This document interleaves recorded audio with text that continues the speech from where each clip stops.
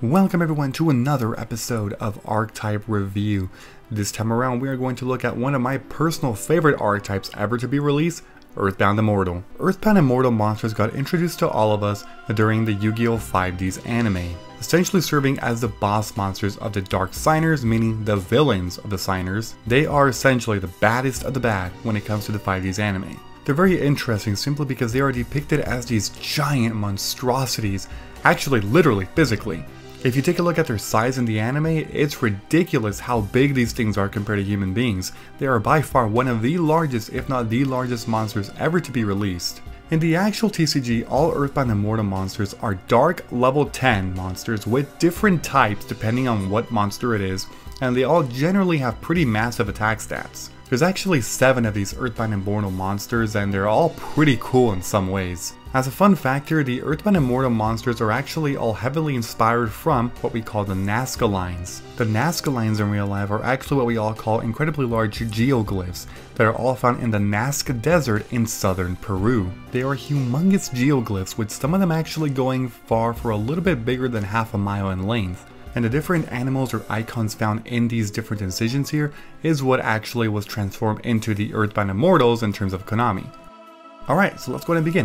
One thing I will say is that these Earthbound Immortals actually have incredibly difficult names to pronounce, so I am sorry if I really butcher these names if you might know more about this than me, but I'm gonna do my best, but some of these I am really gonna say really badly. I apologize. So the Earthbound Immortals by name are Earthbound Immortal Aztlapiscu, Earthbound Immortal Sapak Apu, Earthbound Immortal Sarayua, Earthbound Immortal Chakuchalua, Earthbound Immortal Kusilu, Earthbound Immortal Uru, and Earthbound Immortal Wiracocha Raska. As I said before, all of these 7 Earthbound Immortal monsters are dark level 10 monsters. They all have different stats and they also have different types. So all 7 Earthbound Immortals do actually have a set of shared effects. They do each have their own unique effects as well, but let's talk about the shared effects. So all these have the same following effects.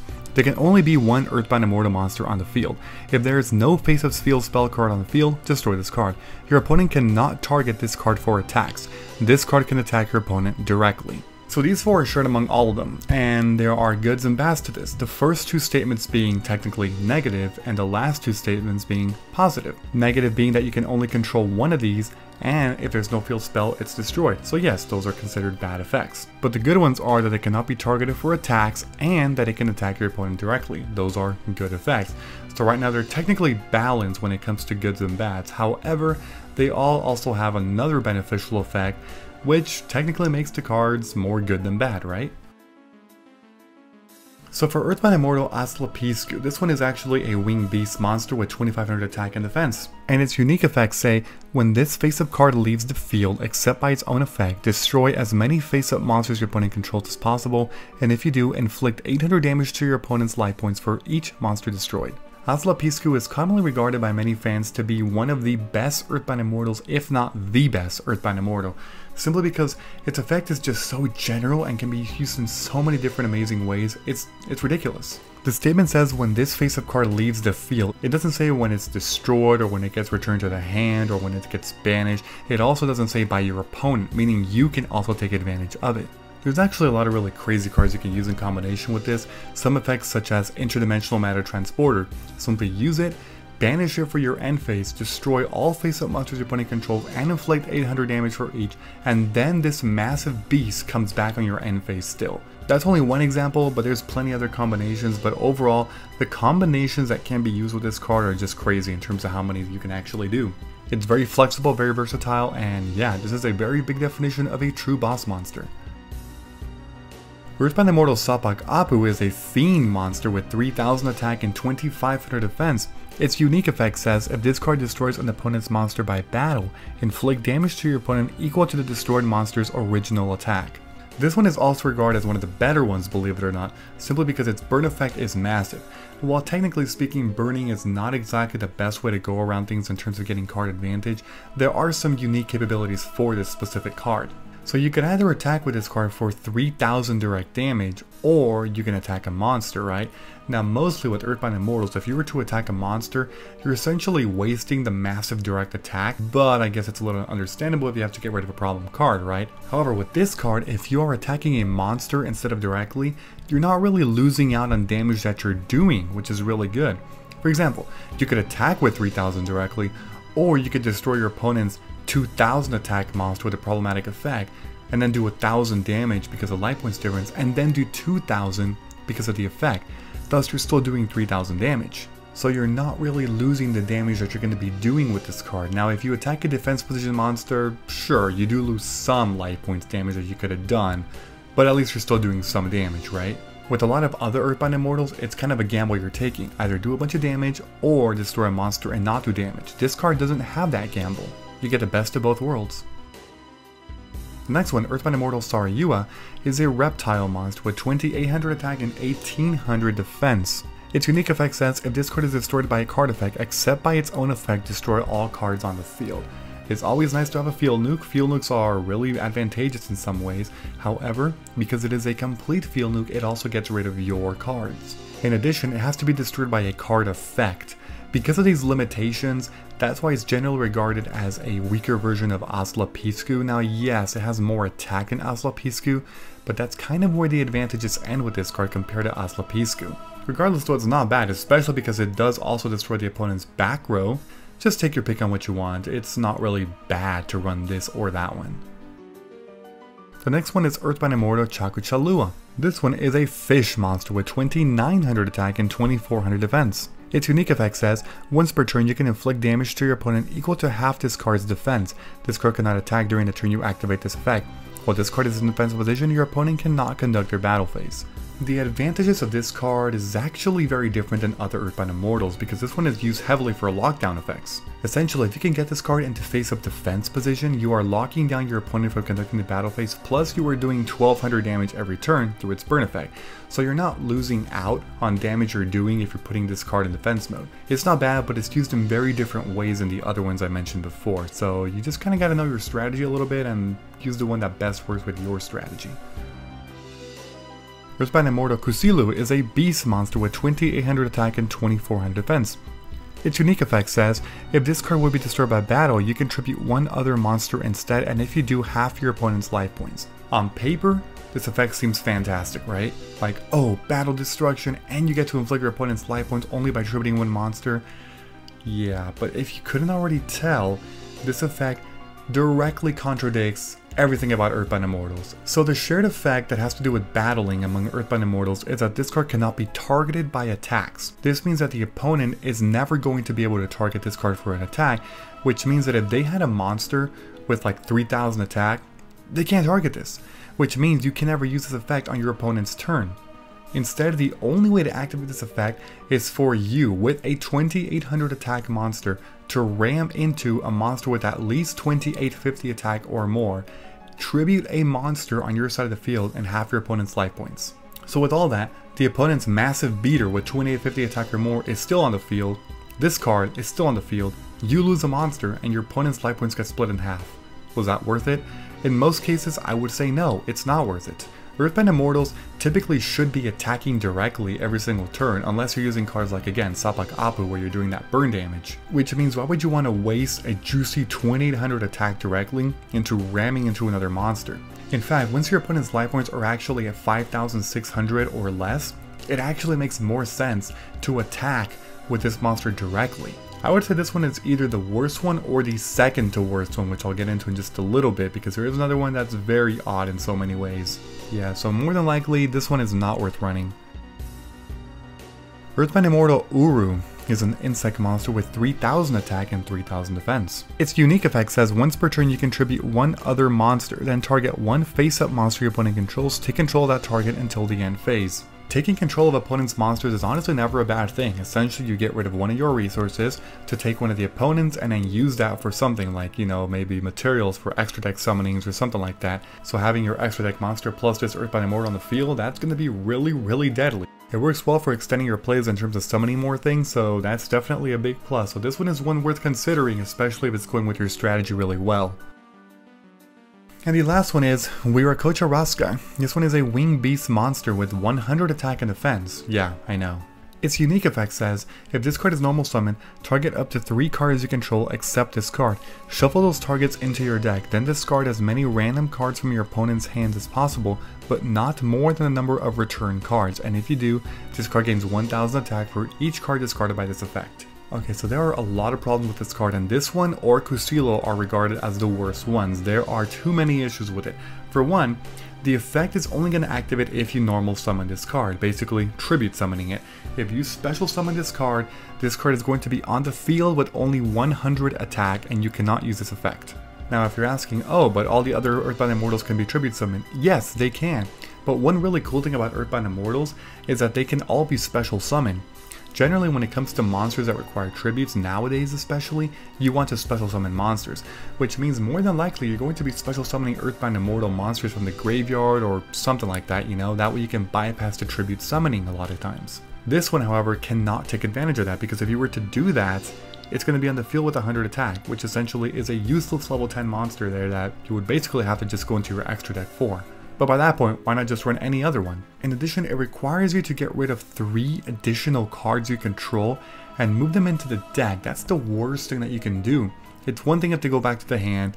It's even another thing if they get sent to the graveyard, because if you have graveyard effects, then that's great. But to the deck?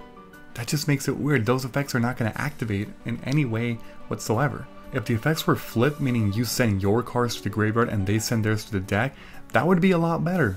But it's not. Yeah, way too many issues, way too specific, and just cost you too much, and just not a good one at all. Moving on to the support cards, the first one is Earthbound Linewalker. It's a dark level 4 fiend monster with 1200 attack and 1900 defense.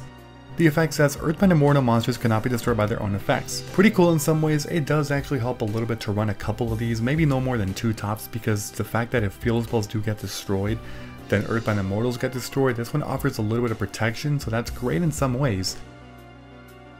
The next one is Earthbound Greater Linewalker. It's a dark level 8 monster with 2900 attack and defense. The effect says, if you control a synchro monster and have a synchro monster in your graveyard, you can special summon this card from your hand. During your main phase, you can add 1 Earthbound Immortal monster from your deck or graveyard to your hand. If an Earthbound Immortal monster is normal summoned while this monster is on the field, you can make your opponent's life points 3000. You can only use each effect of Earthbound Greater Linewalker once per turn. A little bit too specific in many requirements. Basically, the special summoning condition is already specific enough. And the life point reduction can also be pretty beneficial, especially when combined with an Earthbound Immortal monster that has 3000 attack like Sapakapu or Uru, because basically it'll give you the game, right? You tribute summon it, your opponent's life points become 3000, attack directly with 3000, and that's game.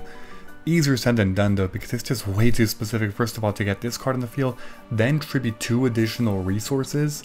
Yeah, it's a little crazy in some ways, and because of that, it's not really all that viable, so many people just tend to avoid it because of its lack of efficiency. The next one is 100 Eyes Dragon. This one is a dark level 8 dragon synchro monster with 3000 attack and 2500 defense. The materials include 1 Dark Tuner plus 1 or more non-tuner fiend type monsters. And the effect says once per turn you can banish 1 level 6 or lower dark effect monster from your graveyard until the end phase. This card's name becomes that banished monsters and replace this effect with that banished monster's original effects. If this card is destroyed and sent to the graveyard, add 1 Earthbound Immortal monster from your deck to your hand. The materials are a little odd in some ways, and the Earthbound Immortal support just kinda seems like it was randomly just thrown in there. A lot of people tend not to run this card ever in an Earthbound Immortal deck because it's just way too specific and the support is simply not worth it. It essentially just lets you, search for an Earthbound Immortal monster from your deck to the hand. Yes, searching is always nice, but not when it's this specific, so it's usually worth passing. The next one is Earthbound Geoglyph. This one is a field spell card and one of the newest lines of support. This one says, while any level 10 monsters are on the field, this card cannot be targeted or destroyed by card effects. You can treat 1 synchro monster as 2 tributes with a tribute summon of an Earthbound Immortal monster. If a synchro monster is special summoned except during the damage step, you can add 1 Earthbound Immortal spell or trap from your deck to your hand. You can only use this effect of Earthbound Geoglyph once per turn. So it's synchro support, which I guess kind of works with 100 Eyes Dragon a little bit, or I guess other synchro monsters in general. So there's that. And the first statement is pretty good. Basically, having an Earthbound Immortal means that this card is protected, which is great because you don't want your field spell to be, destroyed, because that means your Earthbound Immortal is also destroyed. So the protection is nice, but there's still a lot of debate if this card is going to be worth running in an Earthbound Immortal deck, because in many cases it has a little bit of flaws here and there. It's a newer support piece, so people are still kind of experimenting with the card to see if it works, but a lot of people have already kind of agreed that it's not really what the archetype needed. We'll see what happens on the road, but I guess it's not horrible running a copy. The next one is Earthbound Whirlwind. This one is a normal spell card that says if you control an Earthbound Immortal monster, destroy all spell and trap cards your opponent controls. Honestly pretty good. It's kind of like a dark magic attack but for Earthbound Immortals. Essentially serving as a Harpy's Feather Duster as long as you control an Earthbound Immortal, getting rid of all the opponent's back row is always a great thing, yeah. You do want to run this, but obviously not a whole bunch of them because you don't want to get too cloggy in the deck. The next one is Earthbound Revival. It's another normal spell card that says discard one card, then target one Earthbound Immortal monster and one field spell card in your graveyard, add those targets to your hand. Another pretty solid card. Simply discarding one card, which nowadays is not the worst cost in the world, to target an Earthbound Immortal and a field spell card into the hand? Yeah, that's great. The one downside is that you do have to actually have both targets into the graveyard. If you only have one or the other, you cannot activate this card because it's mandatory to pick one of each. Regardless, it's not bad. It's worth running, maybe just not a high amount of them. The next one is Earthbound Wave. It's a counter trap card that says when your opponent activates a spell or trap card while you control an Earthbound Immortal monster, negate the activation, and if you do, destroy it. See, this is how archetype specific negate cards should be. If you control a quote-unquote archetype monster, negate a spell or trap with no further cost. There's a reason why cards like Exterial Fang for Naturia are absolute trash counter cards, because the cost is just too heavy. So this one is great in so many ways. Any spell or trap card as long as you control an Earthbound Immortal, yeah, that's great. Love that. The next one is Offering to the Immortals. This one is a longer effect, but it's a normal trap card that says, when your opponent's monster declares a direct attack while you have 3,000 or less life points, negate the attack, and if you do, special summon 2 ceremonial tokens. Rock type, Earth level 1, attack 0, defend 0, and if you do that, add 1 Earthbound Immortal card, Earthbound Revival, or Roar of the Earthbound from your deck to your hand. Ceremonial tokens cannot be tributed except for a tribute summon of an Earthbound Immortal monster, and cannot be used as synchro material. It might seem great on paper, but to activate this card, it'd be ridiculous. Your opponent has to declare a direct attack, not any attack, a direct attack, and you have to have 3,000 or less life points. Yeah, most of the time this card's going to be either dead in the hand or just set on the field and can never be activated, so there's too many issues with it and it's just not worth it. The next one is Revival of the Immortals. It's a normal trap card that says target one Earthbound Immortal monster in your graveyard, special summon it, but it cannot declare an attack this turn. Also, your opponent takes no battle damage from attacks involving it. This one is great, but only to some Earthbound Immortals. There's some cards that you really wouldn't ever want to use this on. For example, one like Sapakapu, a monster whose effect basically revolves around attacking.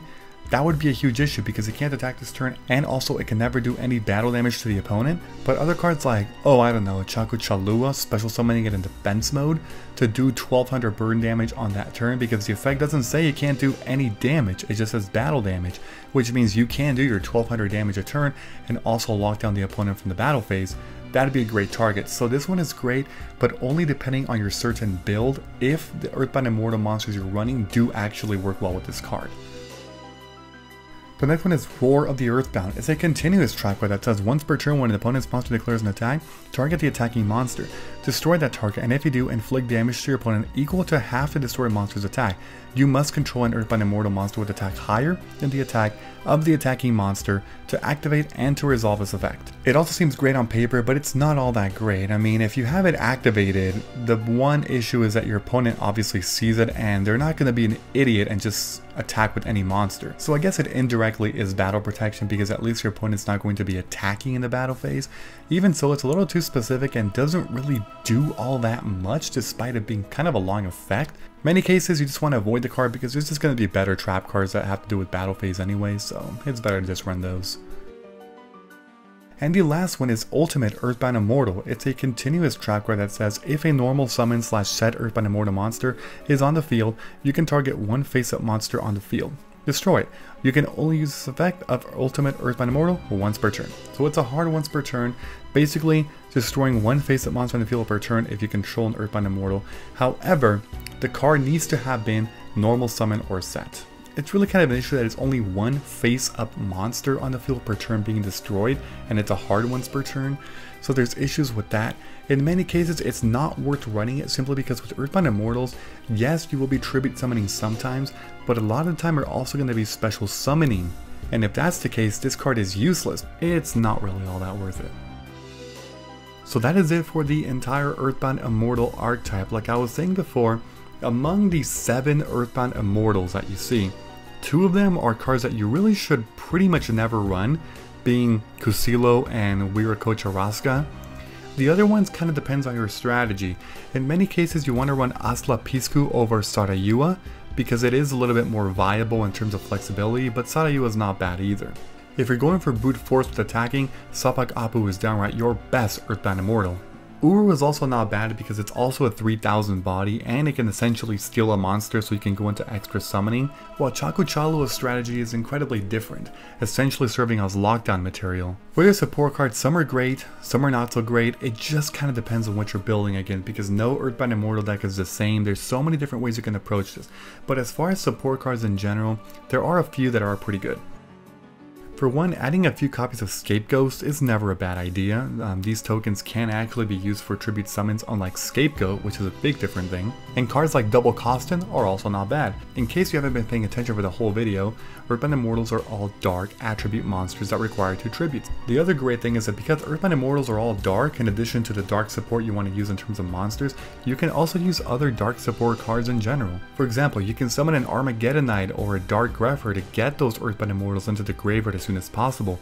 You can also use cards like, for example, Allure of Darkness. That's really beneficial. In terms of field spells, yes, they do have their newly acquired Earthbound Geoglyph, but there are actually other things you can do. There's 2 other field spells that a lot of people think are pretty good overall for Earthbound Immortals, but one of them is pretty outdated. Mausoleum of the Emperor is the outdated one, basically meaning that you can summon an Earthbound Immortal with no tributes by basically paying 2000 life points, which isn't a bad cost for getting this powerful monster out there, but that's pretty much the whole effect of the card, which is not all that great, plus your opponent can also use it. The other much better field spell is Mound of the Bound Creator. This field spell is really designed for the god cards, but it does actually say level 10 monsters, and Earthbound Immortals are level 10, which means it also does work with them. The card essentially offers them a lot more protection and is just a lot more flexible in many ways. And the last thing is, because these decks do rely heavily on field spells, don't ever forget your copies of Terraforming and Metaverse, because those are going to be incredibly beneficial. Remember that because the deck does also focus on tribute summoning, you can also use cards your opponent controls, using cards like Soul Exchange for basically exchanging your battle phase, or using other cards like the Monarch Storm 4, which means it limits you from special summoning from the extra deck. But like I keep saying in this video, there is no one easy way to actually make a viable deck for Earthbound Immortal, and there are so many different things that you can do. Overall, it's fun to experiment with it and essentially try your own build, because you can go about it in so many different approaches to it. So if you enjoyed this video in any way, please be sure to leave a like and a comment. I'd appreciate it very much. Thank you, and as always, I will see you all in the next one. Bye bye everyone, have a great and of course a fantastic day.